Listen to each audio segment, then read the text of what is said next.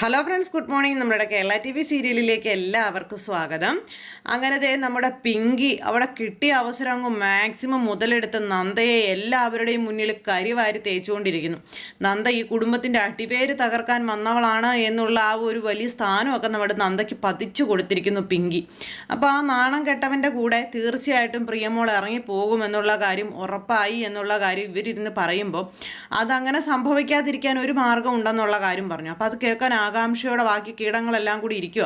അപ്പോൾ എന്താ എന്നുള്ള രീതിയിൽ ഇരിക്കുമ്പോഴേക്കും പ്ലാൻ നമ്പർ എ ആണെന്നും പറഞ്ഞുകൊണ്ട് പിങ്കി തൻ്റെ മനസ്സിലുള്ള ചതിയുടെയും അല്ലെങ്കിൽ ആ ഒരു വലിയ കുതന്ത്രത്തിൻ്റെയും കഥകൾ ഇങ്ങനെ അവിടെ പറയുന്നു. വേറൊന്നുമല്ല,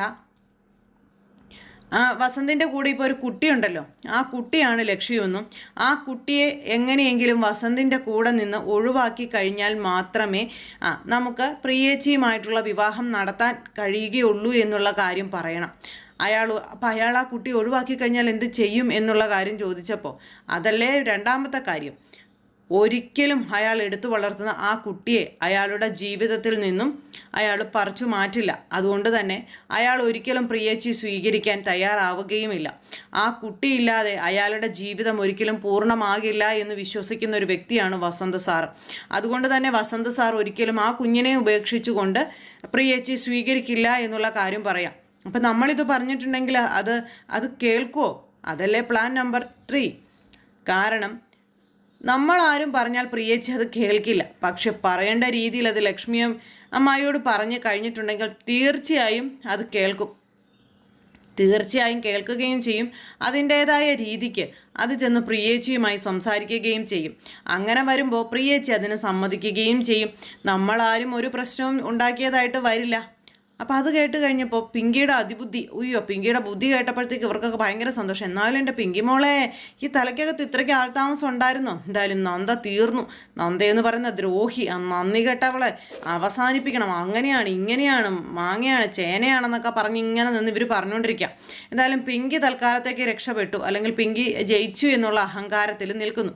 പിങ്കിയുടെ അഹങ്കാരം അവസാനിപ്പിക്കാൻ അടുത്തതായിട്ട് നന്ദ എന്തെങ്കിലും കൊണ്ടുവരേണ്ടി വരും. അത് 100% ഉറപ്പുള്ള കാര്യമാണ്. അങ്ങനെ നമ്മുടെ പിങ്കി പറഞ്ഞ കാര്യങ്ങളെല്ലാം വെച്ച് ബാക്കി കീടങ്ങളെല്ലാം കൂടി അവിടെ ഇരിക്കുന്നു. ഇതേ സമയത്ത് പിങ്കി തന്നെ അത് ലക്ഷ്മിയോട് അവതരിപ്പിക്കണമെന്നുള്ള കാര്യം മോഹിനിയും അതുപോലെ തന്നെ വല്യമ്മയും കൂടെ പറഞ്ഞു. അപ്പോൾ ഇവർ രണ്ടുപേരും പറഞ്ഞത് കേട്ട് കഴിഞ്ഞപ്പോൾ താൻ തന്നെ അത് അവതരിപ്പിച്ചോളാം, അതിൻ്റേതായ രീതിക്ക് ഞാൻ അവതരിപ്പിച്ചോളാം എന്നുള്ള കാര്യം പിങ്കി സമ്മതിക്കുകയും ചെയ്തു. അങ്ങനെ ലക്ഷ്മി എടുക്കുന്ന തീരുമാനം കേൾക്കാനായിട്ടുള്ള ആ ഒരു ഇതിൽ ഇങ്ങനെ നിൽക്കുവാണ് എല്ലാവരും. ഈ സമയത്ത് നമ്മുടെ പിങ്കി നല്ലവളായി നേരെ ലക്ഷ്മിയുടെ അടുത്തേക്ക് ചെന്നു. അപ്പോൾ ലക്ഷ്മിയുടെ അടുത്തേക്ക് ചെന്നിട്ട് പറയുന്ന ഡയലോഗ് എന്ന് പറഞ്ഞു കഴിഞ്ഞിട്ടുണ്ടെങ്കിൽ പ്രിയേച്ചിയുടെയും അതുപോലെ തന്നെ വസന്ത സാറിൻ്റെയും ബന്ധം സ്വീകരിക്കാൻ അല്ലെങ്കിൽ അത് അംഗീകരിക്കാൻ ഇവിടെയുള്ളവർ തയ്യാറാണ് എന്നുള്ളതാണ്. അപ്പോൾ അമ്മായി, എനിക്കൊരു കാര്യം പറയാനുണ്ട് എന്നും പറഞ്ഞുകൊണ്ടാണ് ചെല്ലുന്നത്. അപ്പോൾ എന്താ പിങ്കിക്ക് പറയാനുള്ളത്? എനിക്ക് പ്രിയേച്ചിയുടെ കാര്യമാണ് പറയാനുള്ളതെന്ന് പറഞ്ഞപ്പോൾ പ്രിയയുടെ എന്ത് കാര്യമാണെന്ന് ചോദിച്ചു. അത് പിന്നെ പ്രിയേച്ചിയുടെയും അതുപോലെ തന്നെ വസന്ത സാറിൻ്റെയും വിവാഹത്തിന് ഇവിടെയുള്ള എല്ലാവർക്കും താല്പര്യമാണെന്ന് പറഞ്ഞു. അങ്ങനെ വരാൻ വഴിയില്ലല്ലോ. ഇത്രയും നേരം തടസ്സം പറഞ്ഞുകൊണ്ടിരുന്നവർ പെട്ടെന്ന് ഇങ്ങനെ സമ്മതിക്കാൻ യാതൊരു ചാൻസും ഇല്ലല്ലോ എന്നുള്ള കാര്യം ലക്ഷ്മി പറഞ്ഞപ്പോൾ അവർ ആ വിവാഹത്തിന് സമ്മതിക്കാം, പക്ഷേ അതിനൊരു ഡിമാൻഡ് അവരെല്ലാവരും വെച്ചു എന്ന് പറഞ്ഞു. അപ്പോൾ അതെന്താ ഡിമാൻഡാ? അത് പിന്നെ പ്രിയേച്ചിയുമായിട്ട് ഞാൻ ആലോചിച്ച് നോക്കിയപ്പോഴും അത് ശരിയാണെന്ന് എനിക്കും തോന്നിയമ്മായി.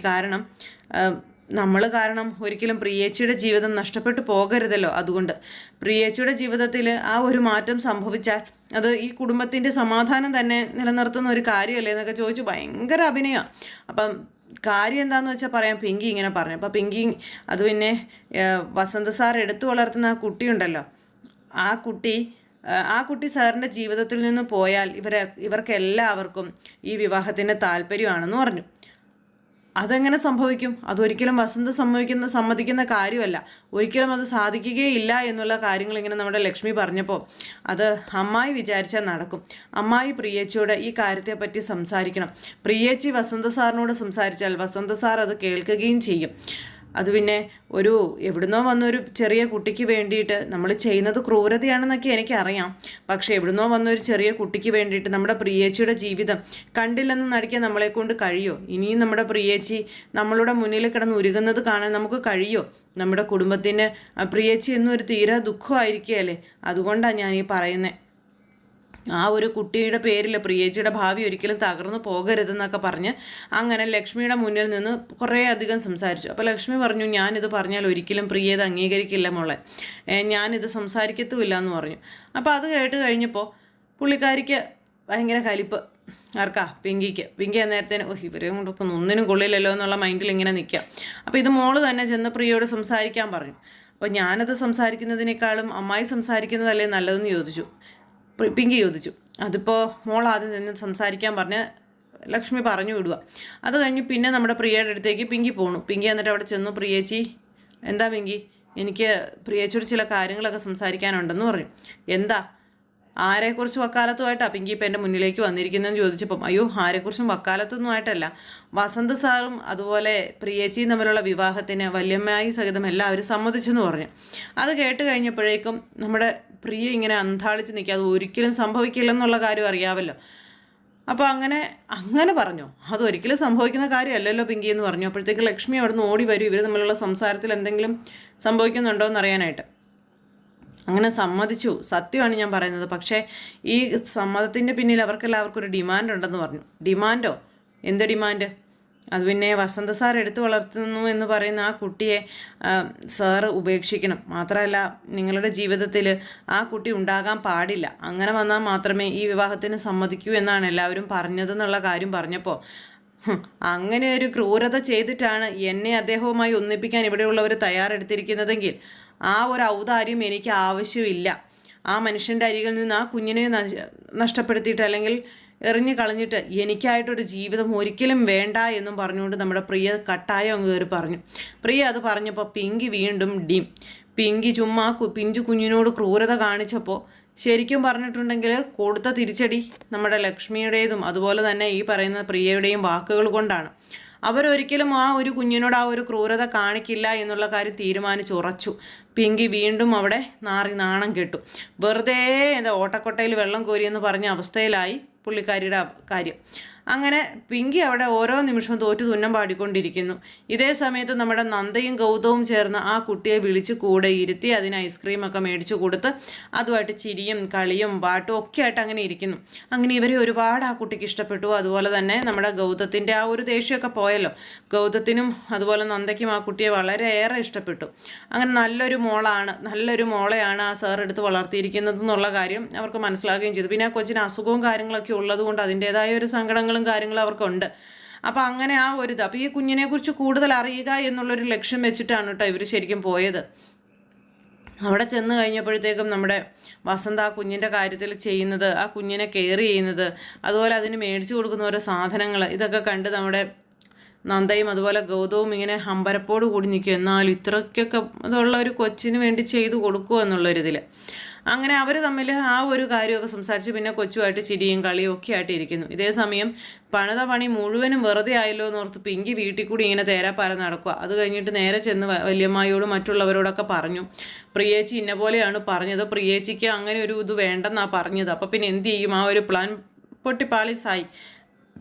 അപ്പോൾ ആ കുഞ്ഞില്ലാത്തൊരു പക്ഷം ഒരിക്കലും ഒരു കാര്യവും നടക്കില്ല എന്നുള്ള കാര്യമൊക്കെ ഇവരിങ്ങനെ ഇരുന്ന് പറയാം. ഇനിയിപ്പോൾ അടുത്ത പ്ലാൻ എന്താ? പിങ്കിമോളോട് ഈ ഒരു പ്ലാൻ പൊളിഞ്ഞു, ഇനിയിപ്പോൾ അടുത്തായിട്ടുള്ളൊരു പ്ലാൻ വേണമല്ലോ. എന്നാൽ മാത്രമല്ല ഈ ഒരു വിവാഹം എങ്ങനെയെങ്കിലും മുടക്കാനായിട്ട് കഴിയത്തുള്ളൂ. അതിന് വേണ്ടിയിട്ടുള്ള അടുത്ത പ്ലാനിങ്ങും കാര്യങ്ങളുമായിട്ട് ഇവറ്റകളെല്ലാം കൂടെ അവിടെ വട്ടം കൂടുന്നു. അപ്പോൾ എല്ലാവരും വട്ടം കൂടി ഇരുന്ന് ഈ കുറ്റവും കുറവുകളും പറച്ചിലും കാര്യങ്ങളും അതുപോലെ തന്നെ നന്ദയ്ക്കിട്ടുള്ള പണി കൊടുക്കൽ അങ്ങനെ ഓരോരോ കാര്യങ്ങളൊക്കെ ഇങ്ങനെ പറയല്ലേ. അപ്പോൾ ഇങ്ങനെ പിങ്കി ഇതൊക്കെ പറഞ്ഞിട്ട് വന്നപ്പോൾ ലക്ഷ്മി ഇങ്ങനെ വന്നിട്ട് പറഞ്ഞു, പിങ്കി ഞാൻ പറഞ്ഞില്ലേ ഒരിക്കലും മോളതിന് സമ്മതിക്കില്ലെന്ന്, ഇപ്പം കണ്ടില്ലേ എങ്ങനെയുണ്ടെന്ന് ചോദിച്ചു. അപ്പോൾ ഈ ഒരു തവണയല്ലേ നമ്മളതിൽ തോറ്റുപോയുള്ളൂ. പക്ഷേ പ്രിയേച്ചിയുടെ ജീവിതം കരക്കെടുപ്പിക്കേണ്ട നമ്മളുടെ എല്ലാവരുടെയും ഉത്തരവാദിത്തമല്ലേ. പ്രിയേച്ചിയുടെയും അതുപോലെ വസന്ത സാറിൻ്റെയും ജീവിതത്തിൽ ആരും അല്ലാത്തൊരു കുഞ്ഞു വന്നു, പിന്നീട് അവർക്കൊരു കുഞ്ഞുണ്ടായി കഴിഞ്ഞാൽ ഈ കുഞ്ഞൊരു ബാധ്യതയാവില്ലേ എന്നൊക്കെയുള്ള ഭയങ്കര സെൻറ്റിമെൻ്റലായിട്ടുള്ള ഡയലോഗുകളൊക്കെയാണ് പിങ്കി ഇറക്കിയത്. അതിനൊന്നും പ്രതികരിക്കാതെ നമ്മുടെ ലക്ഷ്മി ഇങ്ങനെ അവിടെ നിൽക്കുക. കാരണം ലക്ഷ്മിക്ക് പ്രതികരിക്കാനൊന്നുമില്ല. ഒരു സൈഡിൽ നോക്കുമ്പോൾ പിങ്കി പറയുന്നത് ശരിയാണെന്നുള്ള ഒരു രീതിയിൽ അവർ ചിന്തിക്കുന്നു, മറു സൈഡിൽ നോക്കുമ്പോൾ നമ്മുടെ പ്രിയ പറയുന്നതാണ് ശരിയെന്നുള്ള രീതിയിൽ നിൽക്കുന്നു. എവിടെ ഒരു തീരുമാനം എടുക്കണമെന്നറിയാതെ ഇവരെല്ലാവരും പകച്ചിങ്ങനെ നിൽക്കുക, പ്രത്യേകിച്ച് നമ്മുടെ ലക്ഷ്മി. അപ്പോൾ അങ്ങനെയൊക്കെയുള്ള ഒരു സിറ്റുവേഷനും കാര്യങ്ങളൊക്കെ കൂട്ടിയിണക്കിക്കൊണ്ടാണ് ഇന്നത്തെ നമ്മുടെ കഥ വന്നിട്ടുള്ളത്. എന്തായാലും ഇന്നത്തെ ദിവസം ഗൗതവും അതുപോലെ നന്ദയും ആ കുഞ്ഞിനെ കണ്ടു, കുഞ്ഞുമായിട്ട് സംസാരിച്ച് അടുത്തിടപഴകി, അവർ തമ്മിലുള്ള ആ ഒരു ആത്മബന്ധം കൂടി. ഇനിയിപ്പോൾ പതുക്കെ നമ്മുടെ നന്ദയും ഗൗതവും ആ കുഞ്ഞിനെ ഇന്ദീവരത്തിലേക്ക് പ്രിയയെ കാണിക്കാനായിട്ട് കൊണ്ടുവരും. അപ്പോൾ അങ്ങനെയൊക്കെയുള്ള ഒരു സിറ്റുവേഷനും കാര്യങ്ങളൊക്കെ കൂട്ടിയിണക്കി ഇടിവെട്ട് എപ്പിസോഡായിട്ട് വന്നിട്ടുണ്ട്. അപ്പോൾ എല്ലാവരും കാത്തിരുന്ന് കാണണം, ആരും തന്നെ മിസ് ചെയ്ത് കളയരുത്. എല്ലാവർക്കും നല്ലൊരു ദിവസം ആശംസിക്കുകയാണ്. എല്ലാവരുടെ സപ്പോർട്ടിനും സ്നേഹത്തിനും ഒത്തിരി നന്ദി അറിയിക്കുന്നു. സൂപ്പർ ഹിറ്റ് കഥകളുമായി കാണുന്നത് വരെ എല്ലാവർക്കും നന്ദി. See you again. Take care. Bye by.